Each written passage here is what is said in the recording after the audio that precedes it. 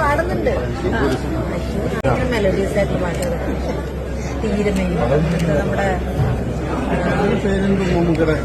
മലയാള സിനിമയിലെ പ്രിയ നടിമാരിൽ ഒരാളാണ് കാവ്യ മാധവൻ. 8 വർഷമായി അഭിനയത്തിൽ നിന്നും പൂർണ്ണമായിട്ടും വിട്ടു നിൽക്കുകയാണ് കാവ്യ.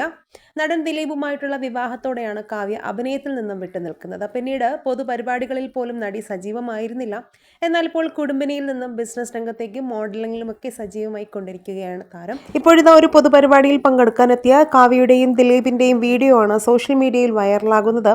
ഒപ്പം തന്നെ മകളെക്കുറിച്ച് കാവ്യ സംസാരിച്ചതും ആരാധകർ ഏറ്റെടുത്തിട്ടുണ്ട്. മാമാട്ടി എന്ന് വിളിക്കുന്ന മഹാലക്ഷ്മിക്ക് പാട്ടുകൾ പാടാനും കേൾക്കാനും ഒരുപാട് ഇഷ്ടമാണെന്നും കൂടുതലും കേൾക്കുന്നത് ചിത്രചേച്ചി പാടിയ പാട്ടുകളാണെന്നും മെലോഡിയസ് പാട്ടുകളോടാണ് വളരെ താല്പര്യമെന്നും കാവ്യ പറയുകയുണ്ടായി.